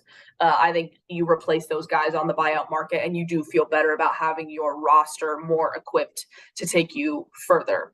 I mentioned earlier on here that I didn't love the move for Milwaukee, but I do think that they're in a position that they want to be in. And sometimes if you're going all in and you're gunning for it, that's exactly where you want to be. Yeah, we got another question here from Kavan. Rank the West. It's a question. It is a question. Rank the West. I think if I were to rank the West right now, I would still have Denver number 1. Really? Yeah. I think so. I don't know, man. They addressed everything that they needed to address too. Yeah, but actually, this is a good point to talk about Denver. We'll touch on them and we'll go back to your rankings. Yeah. I'm not necessarily in love with the Thomas Bryant move. Oh, and really? I think giving up Bones Highland for just two second-round picks when you probably should have got I wish they went for Robert Covington in that deal. Like, let's go get Covington. Maybe we'll attach some salary to him just to be able to get another wing defender. I think they definitely, I'm surprised Naz Reid didn't get moved. You know what I mean? I was thinking about that earlier. Yeah. Yeah. Or like about Pat Bev. Yeah. I think for certain teams, especially the Nuggets, the way that they've looked on defense, I would have liked them to get a defensive-minded big man. They didn't. Thomas Bryant is not a defensive-minded big man. He's an offensive guy. He can generate stuff. He can maybe replicate some of the offensive juice that they have with their starting lineup. But I'm not really in love with that. I will say, though, I still think Denver is number 1. I mean, Jokic has looked incredible. He's looking like an MVP. They have all the pieces around him. Murray and Porter Jr. look great. Aaron Gordon is probably a fringe all-star. So they're probably number 1 for me. Number 2 is Phoenix, though, right? I think it's got to be Phoenix. I mean, yeah, it's hard for me to, even with the depth is such a big question mark, but that starting lineup is just too good. It's too good. So I don't know how you can go much lower than that. Yeah, and I think their depth questions are fair, but I think they're a little bit overblown. Like you have, it wasn't Lakers level bad. Yeah, exactly. And you still have players like, look, they relied on some of these guys when Booker was out, but you have Landry Shamet and Damian Lee, and then you have Bismack Biyombo and whatnot. And like when you have that much top end talent between Chris Paul, Devin Booker, Kevin Durant, DeAndre Ayton, it's make it work. You make it work. It's sort of easy to be able to plug and play guys when you have that much talent. I mean, a big thing with the 2019 and 2018 Warriors was that their top 4 was so dominant. You could throw Alfonso McKinney in there, right? Which they did. They did throw Alfonso McKinney in there. You could throw him in there, and he would still find a way to thrive. That's why when you have such top end talent, it just makes it so much easier. Going back to the Raptors, they don't have a plethora of that top end talent, so that makes the margin for error that much smaller. Mhm. Again, not going to talk about the Raptors too much. Yeah, so let's see here. Another report: the Warriors made a hard push for Raptors forward OG Anunoby. However, I'm told Masai Ujiri's asking price was too high. Wanted Jonathan Kuminga, others plus picks. I mean, it depends how many picks. I don't think that that's that. I don't think that's. I don't think that's crazy. I don't think that's for crazy. either side. Like, to me, that makes perfect sense for both sides. What's the problem? Yeah. I also think, like, if you're the Warriors and you're trying to win now and whatnot, OG Anunoby is the perfect type of guy to go ahead and get. Whatever. Yeah. I could go on about that all day as to why. Yeah. I don't. Continuing to rank the West. We got Denver and Phoenix. I would probably. This is tough. This is tough. Do you still go Memphis? I would probably go Memphis. Just, I think, because of continuity's sake, but yeah, I get it. And like Kennard I'd probably go. I like the Kennard edition. I like it too. And I don't think it changes things so much to where it's like, okay, well, now they're not going to function the same way, and it's completely different. I don't think that at all. So I'd probably still go Memphis. I think they've earned it. Yeah, that's true. We'll give them the benefit of the doubt here. Okay, we'll go Memphis. Fourth team, do we go the Clippers? I think I'm going with the Clippers here. I think so too. Sorry, I like the beam all day long, but yeah, absolutely. The Clippers, I mean, that is a hell of a deadline right there, if you ask me. Oof. I think I'll go with the Clippers too. I mean, I just like their addition so much. I like Eric Gordon. I like Bones Highland. I like Mason Plumlee. That gives them literally everything they've wanted. They were dying for guard depth. They were dying for center depth, and they got it. I think that's a very good trade for them. I imagine they go on a run, by the way. I think they're a team that probably goes on a run for the second half of the season. So I like the Clippers moves. Man, I'm not going to lie. I'm kind of bullish on like the Clippers maybe even coming out of the West. That wouldn't shock me. It to me, this is another team that you just put all the pieces in play. You just put all of the pieces in play. And now it is up to you between the youth, the current plug-and-play veterans, right? That was about as perfect as a deadline as you could ask for, especially when you have your two stars and you need to fill in those gaps. So, yeah, I agree with you. Look, I'm going to go with the Clippers. And then from there, I think you have a conversation between the Warriors. You have a conversation between the Lakers. I think the Lakers are in that conversation now, to be honest with you, as crazy as that is. Maybe. You gave me a little shrug. I don't know. Do you agree? No, I mean, I do agree. I forgot your Mavericks. You're right. I think there's like it's tough because when you're dealing with the Pelicans availability and the Warriors even availability with Steph, the big question marks with the Lakers and what they look like putting it together. Is Kyrie and Luka at the top so good offensively, but is it just a complete disaster defensively and from a rebounding perspective to where it's kind of up in the air? Mm-hmm. Personally, I do think that Dallas during the regular season, I think that they're going to be good. I think that they're going to be good. But everything after that is a question mark, which is why I'm kind of like, I think during the rest of the regular season, the Warriors might be meh, mainly because of Steph. But then I think come playoff time, they're going to be very well equipped. Whereas I think the opposite could potentially be the case with Dallas. I mean, who knows? There are so many question marks with that tier of teams that you just mentioned. And even the Timberwolves, did that really switch up enough for you? Did that really change things up? So, I don't know.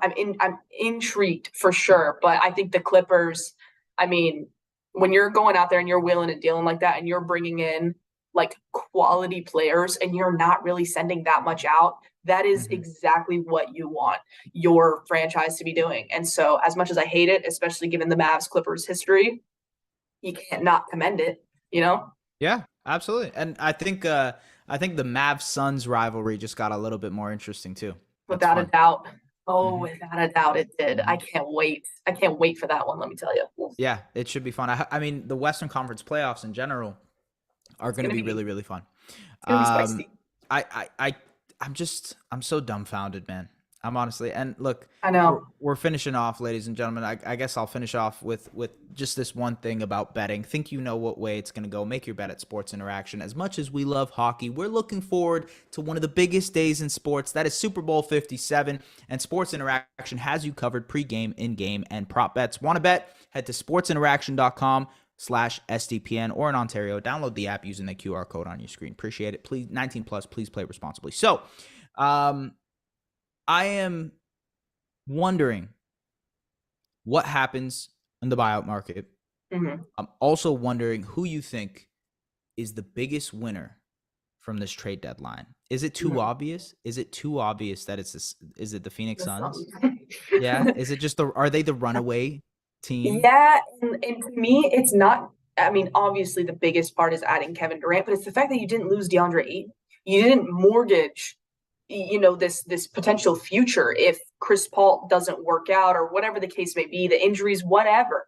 You have DeAndre Ayton to kind of address the defensive, I guess, deficiencies of that starting lineup if if it looks that bad.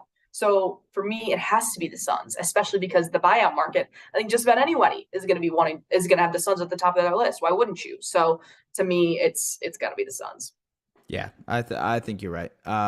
Although I will say, with the limited amount of flexibility that they had, I think the Lakers did a really good job. I think so too. Honorable mention for sure. Yeah, just because Earned a lot. I mean, they got a lot of guys.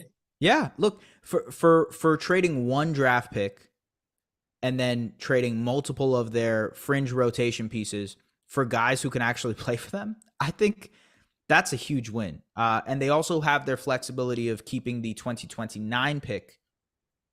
I like that. I like that a lot for them. I think the Lakers open things up. The flexibility is right there for them to make a move in the summer if they want to. Maybe a Kyrie Irving situation. Maybe someone else pops up. Maybe a Zach LaVine. We'll see what happens. But I think the Lakers have an immense amount of flexibility now. With a couple of moves, Rob Pelinka has changed the perspective and outlook on this Lakers team. I think even if they don't end up winning a championship this year, which is going to be a hard thing to do, or if they don't make a ton of noise in the playoffs this year, I think they are prepped in a way to be competitive next year. And next year is the last year, Yeah. I agree. I definitely think next year's the last year, but I do want to draw attention to the fact that, the biggest thing that we've been saying is the Lakers just need to get guys. And yes, that's what they did, but it is so difficult to only move off of one of those first round picks and get all these guys that you could either move, decline the team option, or let them walk / expire, and then go out and get Kyrie Irving or go shift your attention somewhere else if something else arises. So to check off all of those boxes, as much as it's so fun to joke about the Lakers and all that, you gotta recognize the challenges and the difficulties of accomplishing all of that. And they did. I don't know if it will end up being the difference maker that they wanted it to be. A lot of questions there, especially with health and age and all that. But I think they did about as good as you could have possibly asked them to. Yeah, I like I like the fact that they were aggressive and they made moves. I think that's something I honestly had hoped that the Toronto Raptors would have done, is to be aggressive and to shake things up. They didn't. I'm gonna keep bringing that up. I'm sorry. I'm gonna be a very sore loser for the next week and a half. So even next pod on Monday, we're gonna be talking about them.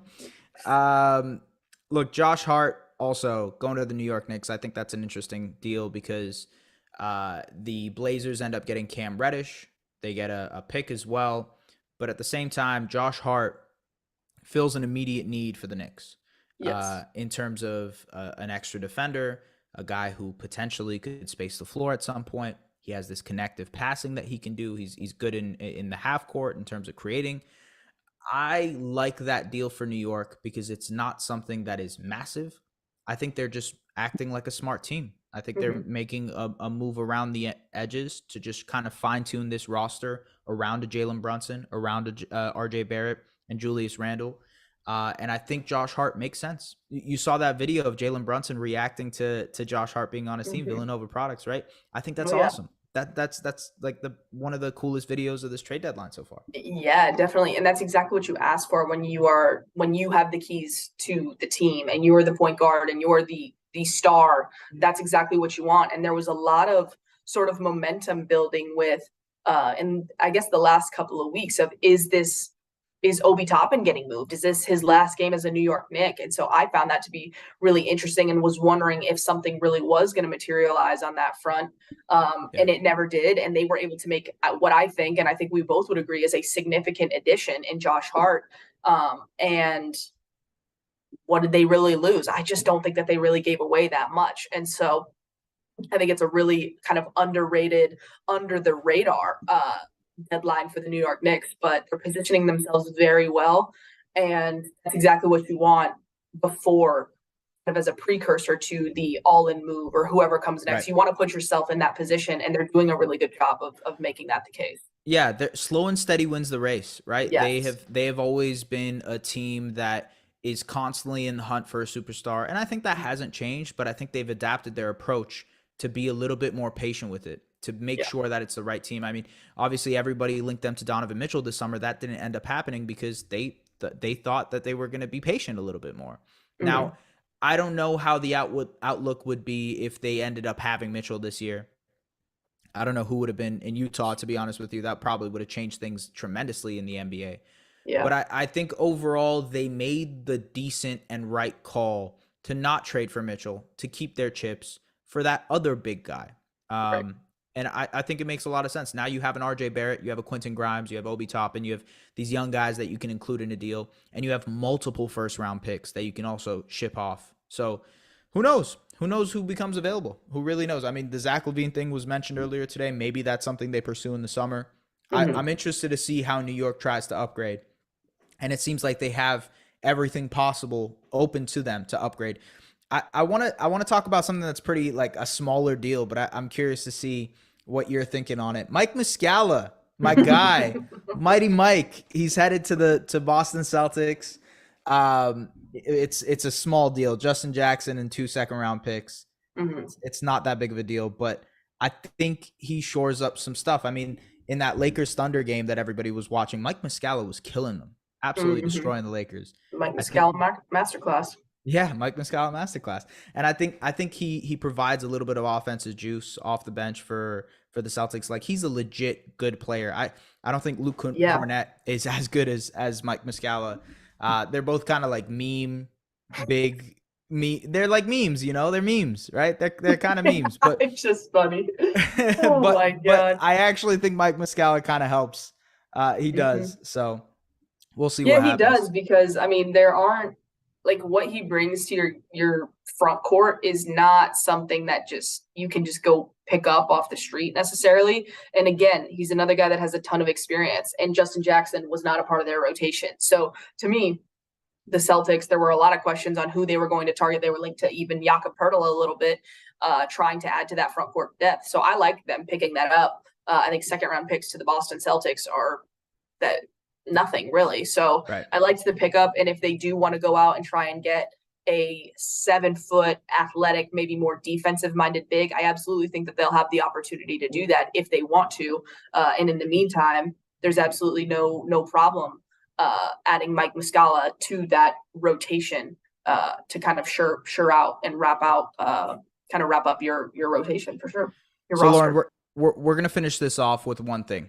One question we'll both answer. Actually, we'll go one question. One question. We'll finish it off, and then we'll go from there, okay? Cool. If you had to pick as of February 9th, 3:49 p.m. Eastern, who is the NBA champion this season, who would you pick?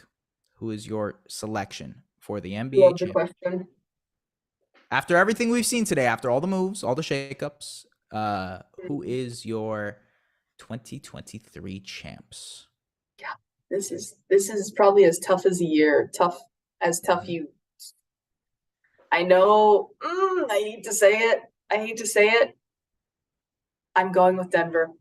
You're going with Denver. Okay. I think they're ready. I think they're ready. I think that they could even potentially make a couple additions on that buyout market, especially to replace someone like Bones Highland. Yeah. And the one I do. I'm going with Denver. Okay. I like it. I didn't expect that. I thought you were sticking with your guns and the Celtics. Yeah. I don't know. There's something off there. At There's least something off there. I don't know. Like everything looks too good, you know? So Right. Which could be the same can be said about Denver. You know, you could say the same about Denver, but there's just something about Jokic, and I think his time is now. Mm-hmm. I think his time is now. Okay. I like it. I love the pick. Let's hear what you've got.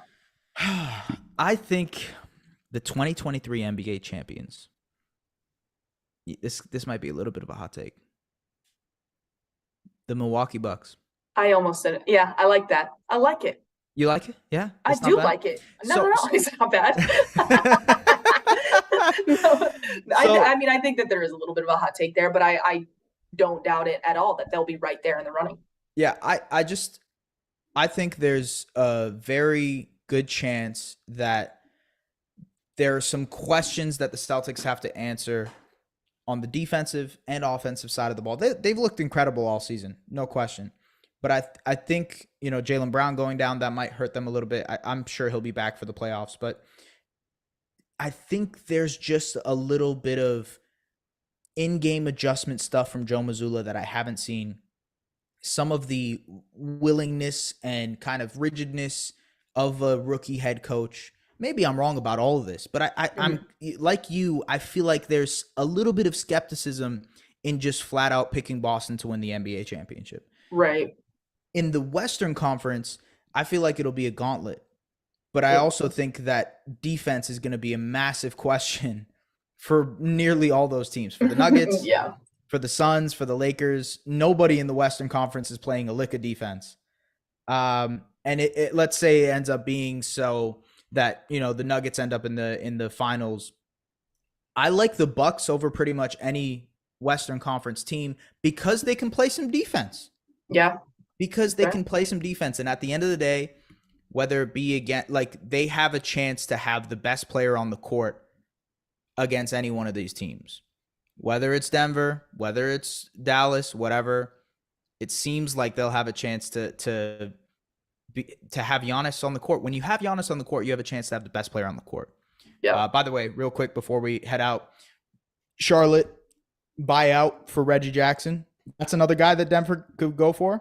Yeah, that's a good. I kind of like that. I kind of like that as a pick, sort of like that.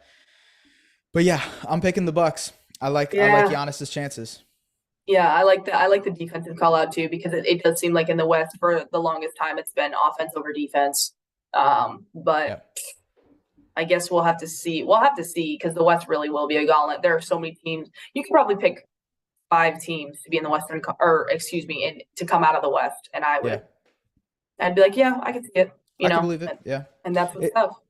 And look, with this parity thing that's been going around this season, just the amount of parity and equality in the league, I think it's fair to say that the playoffs will be more matchup dependent than ever. It'll depend who you're facing in the playoffs. So, for example, if the Bucks end up facing the Sixers, I think that's a matchup problem for the Bucks. I think the Sixers can end up beating the Bucks because they have the defensive tools, but they also have the offense to be able to keep up and potentially beat the Bucks. I think the Celtics, on the other hand, are a good matchup against the Sixers, and they can handle the Sixers if they wanted to. So there's so many different variables to this, different matchups. Same thing applies in the Western Conference. I think the Suns are a matchup nightmare for the Nuggets. If the Suns and Nuggets face off, I think that mid-range threat of Chris Paul and Devin Booker and Kevin Durant, and if you put Nikola Jokic in drop consistently, he's going to be exhausted in a 7-game series against those guys. So I think that's a matchup nightmare for the Nuggets. On the other hand, I think the Grizzlies probably don't have as favorable a matchup against the Nuggets and maybe have a little bit more of a favorable matchup against the Suns. So it's like, it really is just like whatever happens in the playoffs will depend on what the matchups are. There's a lot of teams that could end up winning the NBA championship. And the play-in is going to be a really, really interesting part of this as well. Before we head out, ladies and gentlemen, think you know what way it's going to go. Make your bet at Sports Interaction. As much as we love hockey, we're looking forward to one of the biggest days in sports, and that is Super Bowl 57. Sports Interaction has you covered pregame, in-game, and prop bets. Want to bet? Head to sportsinteraction.com/SDPN, or in Ontario, download the app using the QR code on your screen. 19 plus, please play responsibly. For the people who have been sitting here listening to us ramble on, listening to us talk, thank you for the producers at SDPN for being able to set this up for us. We appreciate you guys. And for the people who have been listening, thank you so much for listening to this trade deadline show. It's been a blast to talk to you guys. Lauren, have a happy birthday. Thank you very much. I hope you have a great rest of your day. I hope you, hopefully you get to spend it off your phone and being able to enjoy. That's the goal. Disconnect. Yes. Disconnect. Unwind. Thank you very much, ladies and gentlemen, for listening to the Objective Basketball Podcast live show. Hopefully we'll be able to do more of these, and we'll see what happens next. Take care. Go listen to Masai Ujiri, because I know that's what I'm going to be doing right now. So, yeah, we'll see you guys later. Peace.